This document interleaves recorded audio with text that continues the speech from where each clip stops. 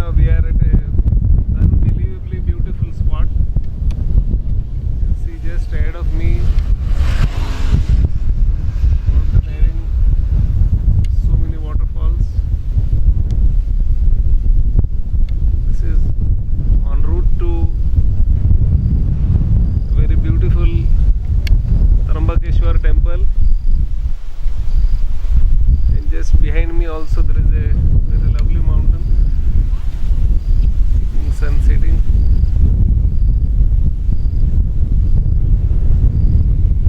Beautiful small waterfalls.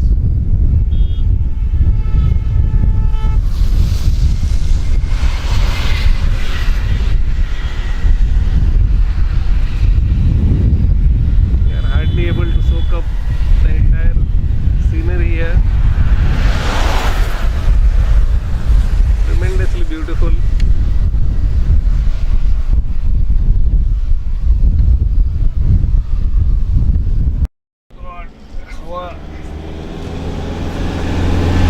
बंद ही कर दे कांच को।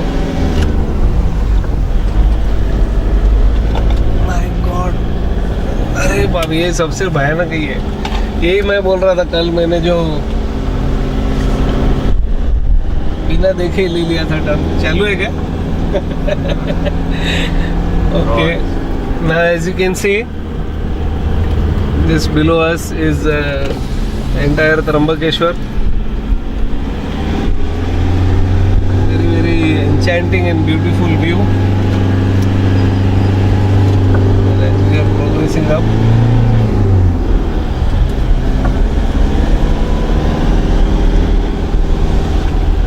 Thanks to the vehicular technology that we are able to move up so easily. Otherwise, what I am seeing is so many sadhus, like who are staying in these small tents. They are all moving by foot, and also the many bhakts who come here to take blessings. They also likewise travel on foot.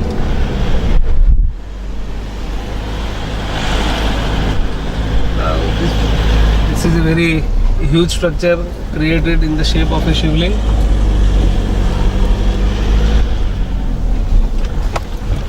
And just ahead, this is the entire Juna Akhada premises. It's again a very very beautiful, very enchanting place.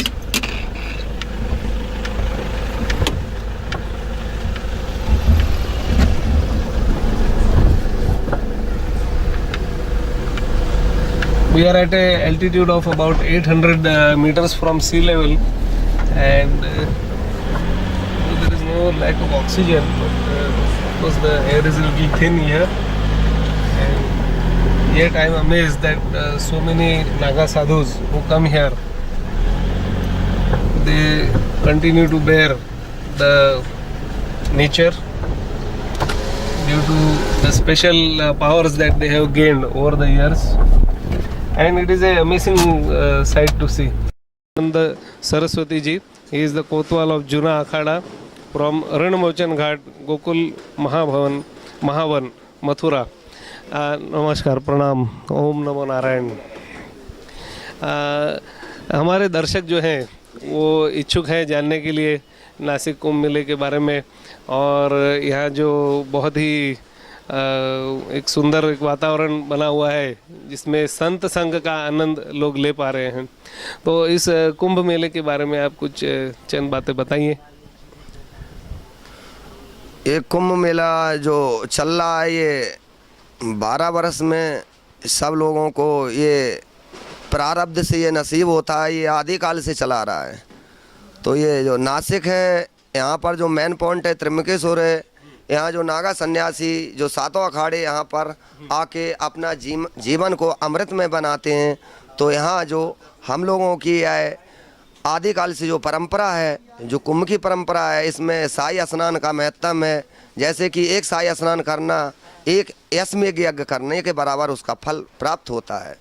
इसलिए नागा सन्यासी या संत जन दूर दूर से, कोई उत्तरांचल, कोई हरिद्वार, कोई तुम्हारे मध्य प्रदेश, कोई राजस्थान, कोई गुजरात, कोई महाराष्ट्र, कोई चेन्नई, अनंत जगह से, कोई जंगल से अपना अपना तैयारी करके पर्व की और कुंभ मेला में पधारते हैं।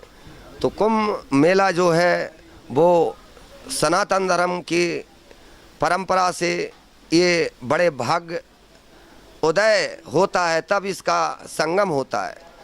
क्योंकि 1.25 अरब लोगों में से 3 लाख 4 लाख लोगों का ये भाग्योदय होता है, जो लोग कुंभ तीर्थ में आके अपना जीवन को सफल बनाते हैं और संतों के दर्शन से उनके जीवन के पातक खत्म हो जाते हैं। संतों के दर्शन से उनका जीवन का कल्याण हो जाता है। संसार में दुर्लभ है तो संतों का संगम करना, संतों का सत्संग करना, भगवान का सत्संग सुनना, ये दुर्लभ है। और तो सहज चीज़ें जीवन में प्राप्त हो ही जाती हैं।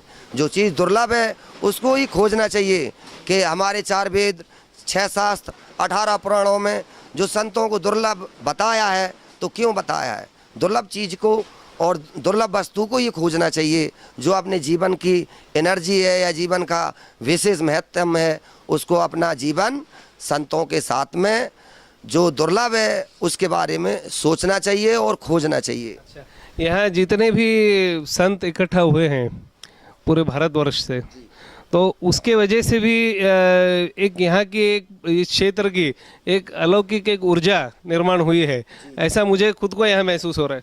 तो आपका इस बारे में क्या कहना? जो यहाँ का वातावरण है, जो हमारा नीलगिरी है, इधर हमारा ब्रह्मगिरी है, इन दोनों के बीच में जो हमारा जड़ी बूटियों का जो रसायन, जो हमारा वातावरण डेवलपमेंट होकर जो वायुमंडल जो यहाँ चलती है, उससे साधु संत और आम पब्लिक का जो रोग है वो नष्ट होते हैं और आनंद में जीवन प्राप्त होता है। और ऐसा लगता है जैसे यहाँ कुल्लू मनाली की तरह मौसम बन गया है। ये ओम नमो नारायण, ये काफ़ी ऊंचाई पर है, जगह है पहले से स्थित, और ब्रह्मगिरी पहाड़ जो है उसका भी बहुत एक गहन महत्व है पुराणों में, उसके बारे में कहा गया है। दर्शन भी एक अद्भुत दर्शन है, जो ब्रह्मगिरी और नीलगिरी का जो दर्शन है, ऐसा दर्शन या तो बद्रीनाथ केदारनाथ में प्रतीत होता है। इसके अलावा ऐसा दर्शन होना असंभव है।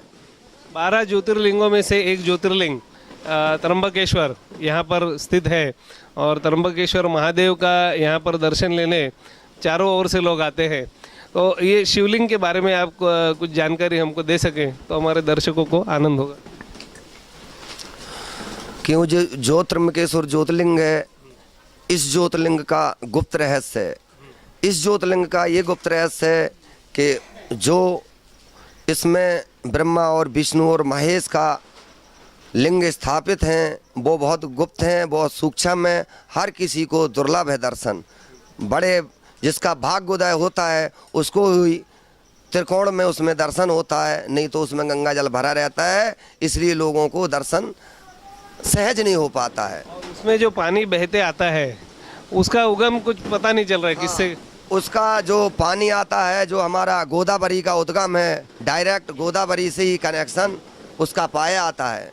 गोदावरी नदी का उद्गम ब्रह्मगिरी पहाड़ से कहा गया है। ब्रह्मगिरी के ऊपर जो उद्गम हो रहा है, उसी उद्गम के द्वारा आदिकाल से जो हमारे शिव जी के यहाँ गंगा जली है वो वहीं से प्राप्त होती है। उसके लिए कई लोगों ने रिसर्च किया, तो रिसर्च वालों ने ये क्लियर नहीं कर पाया कि कहाँ से आता है, लेकिन जो साधु संत और गुरुमूर्तियों ने रिसर्च किया है तो उनका रिसर्च यही है कि जो उद्गम हुआ है गोदावरी का, वहाँ से डायरेक्ट कनेक्शन है गौतम ऋषि जी के।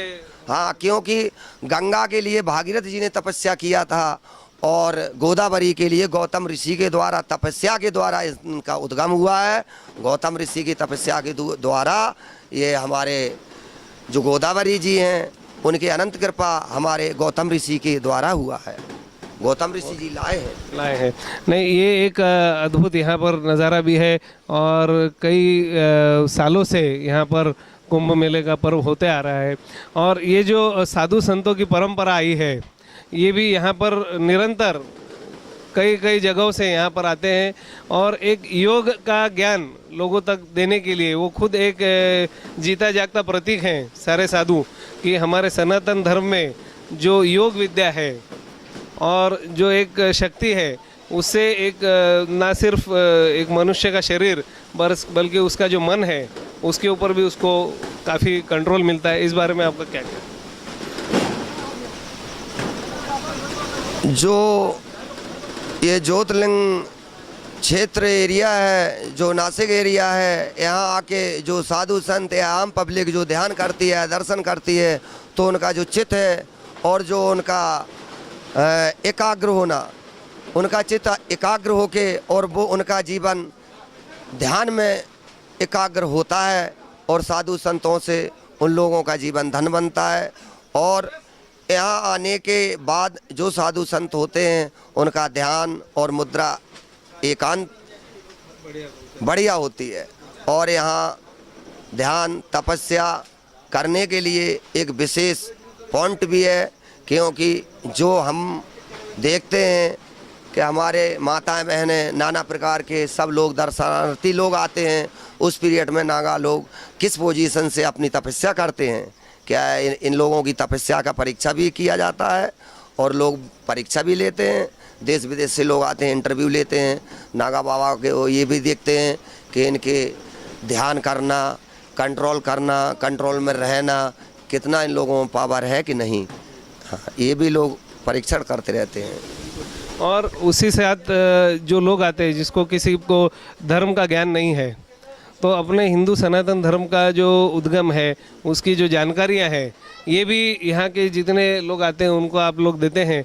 उसके लिए हमारे जैसे भक्त आपके हमेशा कृतज्ञ रहेंगे। ये तो बात बिल्कुल सही है। अच्छा, ये जो कई सारे आसन सिखाए गए हैं योग में, इसका अपने शरीर पर अलग अलग असर होता है। कई बार मैंने आपको पूछा था कि जिसको हमेशा कफ होता है, हाँ। तो इंसानी शरीर का कफ, पित्त और वायु, हाँ। इसके ऊपर पूरा नियंत्रण है। तो इसका अगर अच्छे से साधना किया जाए, समझा जाए, तो उसका कितना अच्छा असर शरीर पर पड़ेगा? ऐसा है कि जैसे कि हम लोग जल नीति करते हैं 100 लीटर जल से नाक के द्वारा, बहुत से लोग हैं वो नहीं कर सकते हैं कि उनके वो झटका लगेगा, क्योंकि जो कपाल होता है, कपाल में ऐसा कप जाम होने के कारण उनका वो सर्कुलेशन में जो पानी जाएगा वो फिल्टर नहीं जाएगा। इसलिए जो नेति क्रिया है उससे कपाल क्रिया में बहुत सहज करने में प्राप्ति होती है, और जो विकार होते हैं वो हमारे फिनिश हो जाते हैं। जैसे कफ है, ठीक है ना, पेट जामनेशन है, तो जो नेति है या धोती है या नौली है या बजनौली है, इससे फैट ना होना, बॉडी राइट रखना, चेतन रहना, करंट में रहना, आलस नहीं आना, 24 आवर्स आसन में रहना, तो उससे ये है कि शरीर में विकार ना होने के कारण तभी आप चेतन रह सकते 24 आवर्स।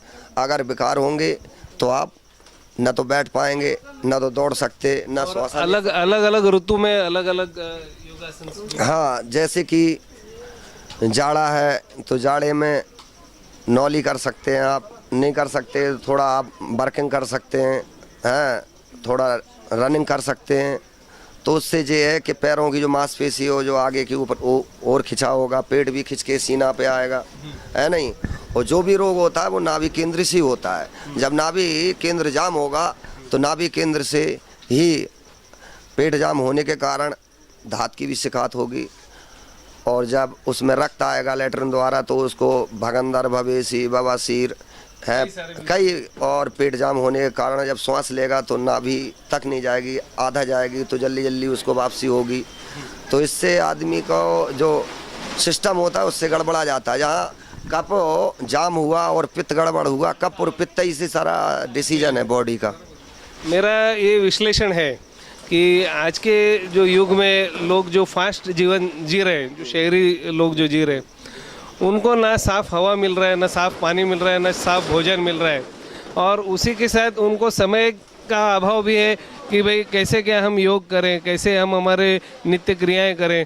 तो उनको उसका एक तो नॉलेज नहीं है, और इस वजह से ये जो रोज़ की जद्दोजहद में लोग फंसते जा रहे हैं। उससे सनातन धर्म के जो कई सारे वैज्ञानिक गुण हैं वो उन तक नहीं पहुंच पा रहे हैं। तो ऐसे लोग अगर इसमें से राहत चाहें तो उनके लिए एक आधा ऐसा कोई आप कहें जिसको समझो सर्दी का तकलीफ है, तो वो इसमें से थोड़ा कोई योग करके कैसे क्या निजात पाया जाए? उसके लिए तो जैसे कि सर्दी हो गई तो उसके लिए 3 लीटर पानी उबाल के करें, और सवेरे टॉयलेट के बाद उसको पानी की कोशिश करें पीने की, थोड़ा उसमें नमक डालें स्वाद अनुसार, क्योंकि हल्का गुनगुना होना चाहिए। उसको जितना पी सकें पिएं, थोड़ा उंगली लगाएंगे जिब्या में, जो वापसी होगा वो उसके धागे जैसे तार जैसे उसके साथ में वो नमक के द्वारा कट के और फिल्टर हो जाएगा, निकल जाएगा, जल्दी निकल जाएगा। ये काफी आसान हाँ, ये आसान तरीका है। जो नाक जाम हो गया, ठीक है ना, श्वास नहीं आ रही, तो नहीं करते। हाँ नेति नहीं, उसको पी जाए, कुंजन क्रिया कर दे, पी के वापसी करना, उसको कहते हैं कुंजन क्रिया। हाँ तो इससे उसका जो हाँ, जो कप वगैरह हो, जो जामिनेशन होगा खुल जाएगा, बढ़िया वो हवा लेने लगेगा तुरंत। और क्या है, मैं ये सच मान सकता हूँ कि जो अपने पुरातन जो खाने के पदार्थ हैं और खाना पकाने की प्रक्रिया है, वो आज जो नया फास्ट फूड का एक ज़माना आ गया है जिसमें कुछ भी खा लिया, तला हुआ कुछ भी ये कर दिया। तो ये है कि सबसे पहले तो जिस किसी भी व्यक्ति को फैट कम करना है तो सबसे पहले तला हुआ सामग्री मार्केट का, और घर में भी रोज़ रोज़ खाना नहीं चाहिए उसको। अगर वो खाएगा तो फैट कभी कोई गोली से वो ठीक नहीं हो सकता, पैसा उसका व्यर्थ जाएगा।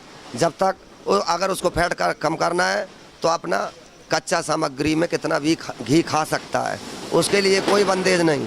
लेकिन जैसे समोसा है, पराठा है तला तला, रोज़ पूड़ी खाना, रोज़ कचौड़ी खाना, इससे फैट को जमना, नाभि को जाम होना और पैसा दे के रोगों को खरीदना, ये सब तकलीफें होती हैं।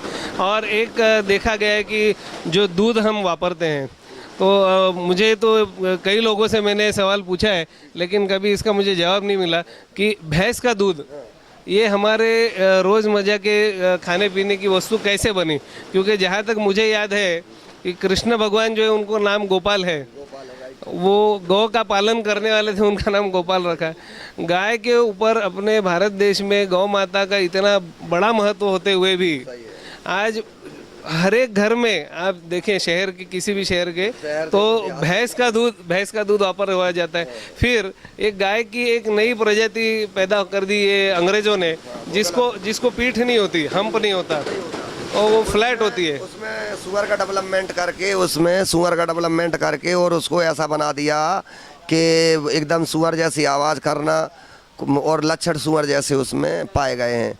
तो इसलिए हम लोग उसका दूध पसंद भी नहीं करते। जो देसी गाय है वो पूर्ण तत्व से भरी हुई है, उसमें 1.25 किलो सोना भी होता है उसके अंदर, क्योंकि जो गाय का दूध होता पीला होता है, घी भी पीला होता, पीली धाप होती। और जो गाय का दूध है और जो उसका दही है, घी है, मक्खन, तो उसमें पूर्ण पोषण है, शक्ति है। और जो भैंस का है इसमें स्थूल टाइप के इसमें कुछ हार्मोन्स ऐसे कीटाणु भी पाए गए। तो जो त्रिगुण कहा जाता है, रजस, तमस और सत्व, तो अगर मैं एक भैंस का दूध पीता हूँ तो मुझ में तामसिक प्रवृत्ति बढ़ने की आशंका ज़्यादा है। बिल्कुल जाएगी। भैंस का जो होता है वो तामसिक प्रवृत्ति का होता है, और जो गौ माता का होता है वो सात्विक प्रवृत्ति का होता है। उससे आत्मा को शांति प्रतीत होगी, बॉडी को गर्मी नहीं होगी, बॉडी को शीतलता रहेगी, और जो शरीर रहेगा एकदम चेतन रहेगा, उत्तेजित रहेगा, स्थूल नहीं पड़ेगा, मतलब आलस नहीं रहेगा, एकदम फिट रहेगा और आपको कोई रोग नहीं रहेगा। अच्छा, गौ माता के अभी स्टडी किया है, लेकिन मेरे ख्याल से हमारे जो पौराणिक ऋषि मुनि थे उनको ये सारी बातें पहले से पता थी। एक सूर्य केतु नाड़ी होती है उनके नाक से लेके पूंछ तक। जो सूर्य केतु नाड़ी जो है, जब एक गाय चरती है बाहर, तो वो सूर्य के किरणों से, वो सूर्य का केतु नाड़ी से उसके दूध में वो स्वर्ण पोषण वाला तत्व आता है। इस बारे में आपका क्या कहना है? क्योंकि जो गौ माता है उसमें हमारी 4 प्रजाति ऐसी हैं कि जो हमारे विशेष दर्जा है। जैसे जो एक सूर्य प्रजाति है तो उसके सींगों से सूर भी आर पार दिखेगा, है ना। एक हमारे कामधेनु होती है, एक हमारे का नाम श्यामा गाय होती है, ठीक एकदम वो ब्लैक ही होगी, जिब्या भी, पूंछ भी, स्तन भी सब ब्लैक में। हाँ, तो वो श्यामा गाय होती है, तो उसमें भी बहुत पावर होता है ना। तो हमारे यहाँ गौ माताएँ जो हैं इनमें विशेष प्रजाति होती हैं। तो इनमें 4 प्रजाति यही हैं, सुरखा है, कामधेनु है ना, श्यामा है, वो सुरभि है। हाँ, ये बहुत ही फेमस गाय है। वैसे तो मेरे ख्याल से कई सारी प्रजातियां हैं, लेकिन वो लुप्त हो रही है अब धीरे धीरे, क्योंकि भारत में जो लोग हैं उनको इस बारे में पता नहीं है कि इसका क्या विशिष्टता है। इसलिए गौ माता को राष्ट्रीय दर्जा देना चाहिए। हमारे राज्य और केंद्र सरकार को, सभी सरकारों को इस पे एकत्रित हो जाना चाहिए। कोई राजनीति नहीं होना चाहिए और गौ माता को राष्ट्रीय दर्जा देके और देश का नाम गौरव करना चाहिए। अभी हम थोड़ा बात करेंगे जो मंत्रों की शक्ति होती है, क्योंकि ये बात जो है मैं आप जैसे व्यक्ति से भी जो इसमें निष्णात हैं उनसे ही मैं पूछ सकता हूँ। आप एक महात्मा है, आपने कई वर्ष तपश्चर्या में इसमें गुजारे हैं, तो अभी वैज्ञानिक जो है वो इस प्रमाण पर पहुँचे हैं कि जो मंत्र का उच्चारण होता है उसमें एक कंपन होता है, एक लहर होती है, वाइब्रेशन, और उस वाइब्रेशन में एक ऊर्जा होती है, एक फोर्स होता है, तरंग जिसे कहते हैं। तो इस बारे में आपका क्या कहना है कि शुद्ध उच्चारण होना चाहिए, क्योंकि संस्कृत भाषा जो है वो ऋषि मुनियों के द्वारा एक दैवी भाषा है, तो उसका सही उच्चारण की ज़रूरत है। क्योंकि जो हमारे सनातन धर्म में जो देवी भाषा है तो उसको हमारी संस्कृति में अगर शुद्ध उच्चारण नहीं होता तो उसका पावर नहीं होगा। जब शुद्ध उच्चारण होगा, समझ रहे, तभी उसका पावर फिट होगा। क्योंकि अशुद्धिकरण से वो टोटल अशुद्ध हो जाता है। एक वाक्य अगर उसका संस्कृत का गलत हो गया तो टोटल वो गलत ही हो जाएगा। इसलिए शुद्ध पढ़ना ही कंपलसरी है। उस शुद्ध का प्रतीक ही सनातन धर्म है। जहाँ शुद्ध नहीं होगा तो वहाँ मानसिक डिफेक्ट गलत होगा, जहाँ शुद्धिकरण होगा उसकी बुद्धि भी दूषित होगी। इसका उदाहरण हम दो चीज़ का दे सकते हैं। जैसे एक पेट्रोल की गाड़ी है, उसमें आप घासलेट डाल दो तो वो गाड़ी जैसा चलना चाहिए वैसे चलेगी नहीं, झटका देगी। और उसी प्रकार ये जो मंत्र हैं वो भी सही उच्चारण में संस्कृत का जिसको ज्ञान है, या तो भले ब्राह्मण हो या कोई भी हो, जातिवाद का विषय नहीं, लेकिन जिसने भी इसका सही उच्चारण सीखा है गुरु द्वारा, तो वो अगर इसका सही उच्चारण करे और उसका वापर करे, जो सही उच्चारण करते हैं उनसे सही मार्गदर्शन मिलता है, सही प्राप्ति होती है, सही जगह जाते हैं, बीच में भटकता नहीं है। जब तक सही उच्चारण नहीं होगा तो भटकेगा, पूर्ण तरह से कार्य नहीं होंगे। जिस कार्य के लिए करा रहे वो पैसा तुम्हारा बर्बाद चला जाता। तो सबसे पहले साधक को देखना चाहिए कि इसको इतनी नॉलेज है कि नहीं। नॉलेज के बावजूद ही उससे कार्य कराना चाहिए। अगर नॉलेज नहीं है वो कार्य हो ही नहीं सकते। अगर नॉलेज नहीं होगी, किसी कार्य को उल्टा कर दिया या उल्टा वो हो गया क्योंकि संस्कृत में अटक गया तो उससे ये होगी कि उसके घर में मानसिक तनाव या अग्निमुख होके बोलना, गर्म होना, रोज गर्म होके, तो उसकी जो शांति है वो बिगड़ने लगेगी। तो या तो अगर आपको करना ही है उच्चारण तो सही से कीजिए या तो नहीं कीजिए। अभी मैं मेरे दर्शकों को ये भी बताना चाहता हूँ कि recently NASA has come up with a very big revelation. It is saying that the entire evolution of life on the planet Earth is by way of meteorites which had fallen on the planet Earth, and it is from the seeds of these meteorites that the entire DNA of all the living organisms has come up in the world. तो I'll just put up that word to him. देखिए अभी नए जो research start हुए हैं उसमें कुछ वैज्ञानिकों ने ये दावा किया है कि पृथ्वी पर उल्कापात हुई थी कई सौ वर्षों पहले, और उसी से इस पृथ्वी पर जो जीव जंतु हैं और जो पूरे जीवंत प्राणी हैं सारे, उसकी उत्पत्ति हुई थी। और हमारे वेदों में भी इस बारे में काफ़ी कुछ कहा गया है, और ये मान्यता है कि जो महर्षि थे भारतवर्ष के लाखों वर्ष पहले, तो उन्होंने जहाँ जहाँ ये उल्काएँ गिरी वहाँ ये 12 ज्योतिर्लिंग बने, और जहाँ ये उल्काएँ गिरी उसी के ऊपर उन्होंने शिवलिंग के बारे में उसमें मंदिर बना दिए। और उस पर जब हम जल अर्पित करते हैं तो वो जल के अंदर कुछ तत्व ऐसे होते हैं, जैसे पानी में आप दूध मिला लो तो दूध के जैसा बन जाता है। तो वो जल जो है वो अपने साथ वो प्रवाह लेके वो तत्व जो है जीव के वो शक्ति जो पृथ्वी है, जो पृथ्वी है शक्ति है, इसमें विलीन करके फिर उससे जीव की उत्पत्ति हुई। ऐसा अभी वैज्ञानिक का खोज हुआ है। तो ये तो हमारे ऋषि मुनि कई हजारों साल पहले सबको बता चुके हैं। क्योंकि जो ऋषि मुनि 1000 वर्ष पहले जो कार्यप्रणाली किया करते थे उसी पे जो लोग रिसर्च कर रहे हैं, तो उन लोगों का भी ये मानना है कि जो ऋषि मुनियों ने वो रिसर्च किए वो सत्य हैं। इसलिए हमारे जो 4 वेद 6, 7, 18 पुराणों में दिया गया वो अटल सत्य है। किसी भी युग में कोई भी वेद का वाक्य एक झूठा नहीं पड़ सकता। एक वाक्य झूठ होने से सारे वेद झूठ पड़ जाएंगे। और इसी के लिए बहुत ज़रूरी है कि जो अपने पुरातन वेद हैं सारे, जो जहाँ कहीं भी संग्रहित हैं, भारत देश से तो ये अंग्रेज लेके गए, तो वर्ष पहले लिख के रख दिया। हमारे ऋषि मुनियों ने हजारों वर्ष करोड़ों वर्ष पहले ही ये लिख के रख दिया, कौन युग में क्या होगा, कौन युग में कैसा रहेगा, कौन युग में क्या होने वाला, कब क्या होगा। इसलिए हमारे 4 वेद 6 7 18 पुराणों में जो वाक्य है वो कभी झूठ नहीं हो सकते। एक वाक्य झूठ हो गया, मेरे सारे वेद पुराण झूठ पड़ जाएंगे। बोलो हर हर महादेव। चलो बोलो त्र्यंबकराज की जय, बोलो गुरु दत्तात्रेय भगवान की हर हर महादेव। कितनी बढ़िया बात।